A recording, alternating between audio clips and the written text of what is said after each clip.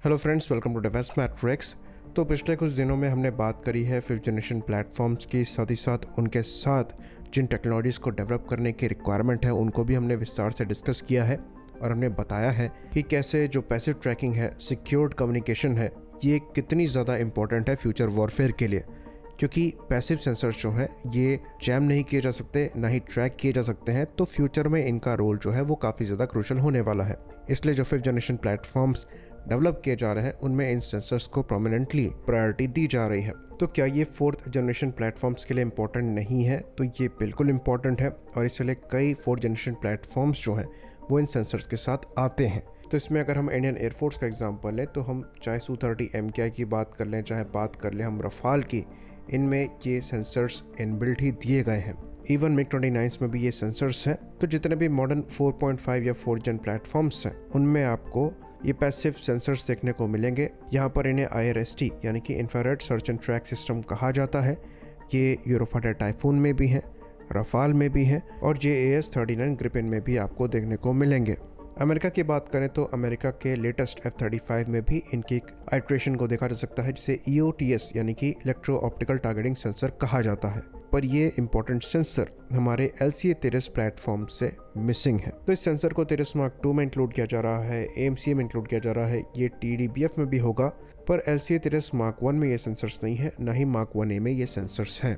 तो इसके पीछे रीज़न ये है कि ये एयरक्राफ्ट शुरुआत से ही इन सेंसर्स के साथ डिज़ाइन नहीं किए गए थे और क्योंकि यहाँ पर साइज़ लिमिटेशंस हैं और स्पेस कंस्ट्रेंट है, इसकी वजह से इन सेंसर्स को अपग्रेड में भी इंस्टॉल नहीं किया जा पा रहा है। तो इन सेंसर्स को एरियल टारगेट्स को ट्रैक करने के लिए इस्तेमाल किया जाता है और करीबन 100 किलोमीटर के अप्रॉक्स यहाँ पर सर्च और ट्रैक की रेंज होती है और इस रेंज में जैमिंग के अगेंस्ट भी ये टारगेट को ट्रैक कर सकते हैं, जो कि एक ऐसी कैपेबिलिटी प्रोवाइड कराते हैं जो आजकल के इंटेंस इलेक्ट्रॉनिक वॉरफेयर एनवायरनमेंट में बहुत ही ज़्यादा ज़रूरी है।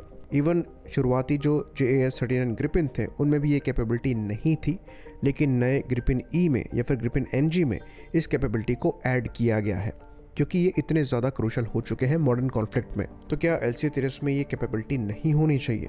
डेफिनेटली ये कैपेबिलिटी हमें रिक्वायर्ड है। अगर हम इन प्लेटफॉर्म्स के बड़े नंबर एक्वायर कर रहे हैं तो डेफिनेटली इस कैपेबिलिटी को लैक करना सही नहीं रहेगा। तो क्योंकि यहाँ पर स्पेस कंस्ट्रेंट है तो अब सवाल ये उठेगा कि सॉल्यूशन क्या है। तो सॉल्यूशन यहाँ पर आता है अमेरिकन साइड से। तो ये चीज़ हम जानते हैं कि मैक्सिमम जो अमेरिकन फाइटर प्लेटफॉर्म्स हैं, चाहे ये F-15 हो, F-16 हो, F-18 हो, यहाँ पर आपको IRST सेंसर देखने को नहीं मिलेगा। लेकिन अमेरिकन द्वारा ये चीज़ रियलाइज़ ज़रूर करी गई कि मॉडर्न वॉरफेयर में इनकी वैल्यू बहुत ज़्यादा है और ये ऐसी कैपेबिलिटी प्रोवाइड कराते हैं जो कि इंटेंस जैमिंग एनवायरनमेंट में बहुत ही ज़्यादा क्रूशल सिचुएशनल अवेयरनेस प्रोवाइड कराती है। तो उनके द्वारा एक जुगाड़ को यहाँ पर बैठाया गया है। तो यहाँ पर जो 4 और 4.5 जन के मल्टी रोल फाइटर्स हैं जिनको एयर टू सरफेस ऑपरेशंस के लिए भी इस्तेमाल किया जाता है, वहाँ पर एक हार्ड पॉइंट को डेडिकेट किया जाता है टारगेटिंग पॉड के लिए और ये चीज़ LCA-30 में भी है। LCA-30 में टोटल 7 हार्ड पॉइंट है जिसमें से 6 जो है यानी कि 6 जो है ये वेपन्स कैरी कर सकते हैं। एक हार्ड पॉइंट जो कि एयरक्राफ्ट के फ्यूसलाज में है, ये मेनली टारगेटिंग पॉड को कैरी करने के लिए बनाया गया है। तो इसी हार्ड पॉइंट में टारगेटिंग पॉड के साथ एक IRST सेंसर को लगाया जा सकता है जो कि इस हार्ड पॉइंट का या फिर पायलॉन का पार्ट होता है। और जो AAS-42 infrared search and track system है ये इसका एक एग्जाम्पल है।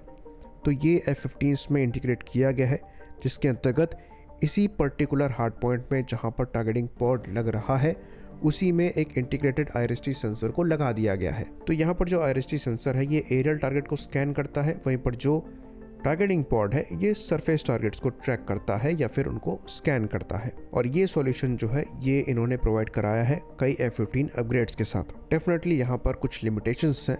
ये IRST सेंसर के लिए कोई आइडियल पोजीशन नहीं है क्योंकि ये एयरक्राफ्ट के नीचे लगे हैं। तो यहाँ पर एयरक्राफ्ट के लिए एक अच्छी खासी ब्लाइंड साइड आ जाती है। पर अगर आप हायर एल्टीट्यूड पर फ्लाई कर रहे हैं और जो टारगेट है वो थोड़ा लो फ्लाई कर रहा है या फिर आपसे काफ़ी ज़्यादा डिस्टेंस पर है तो ये बहुत बड़ा प्रॉब्लमेटिक फैक्टर नहीं रहेगा। तो ये सेंसर्स जैसा कि हमने बताया हंड्रेड्स ऑफ किलोमीटर्स पर टारगेट को स्कैन कर सकते हैं, इवन ट्रैक भी कर सकते हैं और मॉडर्न मिसाइल्स को इनिशियली गाइडेंस भी प्रोवाइड करा सकते हैं। तो एक्टिव मिसाइल्स को भी यहाँ पर IRST सेंसर एक डिस्टेंस तक गाइडेंस प्रोवाइड करा सकते हैं, जिसको लेकर ये मिसकंसेप्शन था कि ये खाली IR मिसाइल्स को ही गाइड कर सकते हैं, ऐसा नहीं है। तो इंटेंस जैमिंग एनवायरनमेंट में भी एयर टू एयर कैपेबिलिटी यहाँ पर मेंटेन करी जा सकती है, और वो भी इन सेंसर्स के थ्रू। खैर फिलहाल तेजस Mark 1A के अपग्रेड में ये चीज़ नहीं इम्प्लीमेंट करी गई है, पर अभी 97 एडिशनल तेजस Mark 1A के ऑर्डर होने हैं। और क्योंकि हम तेजस Mark 2 और AMCA के IRST सेंसर पर पहले से ही काम कर रहे हैं, तो यहाँ पर इस प्लान को एग्जीक्यूट करने पर विचार किया जा सकता है। तो यहाँ पर खाली हार्ड पॉइंट मॉडिफिकेशन ही रिक्वायर्ड होगा। एक एडिशनल हार्ड पॉइंट यहाँ पर ये एयरक्राफ्ट पहले से ही कैरी करता है, जो कि डेडिकेटेड है टारगेटिंग पॉड को कैरी करने के लिए, तो उसके साथ ये मॉडिफिकेशन किया जा सकता है। आई होप इन्फॉर्मेशन यहाँ पर क्लियर रही हो। इसी बात पर इस वीडियो को हम ख़त्म करेंगे। लाइक करिए, सब्सक्राइब करिए। जय हिंद।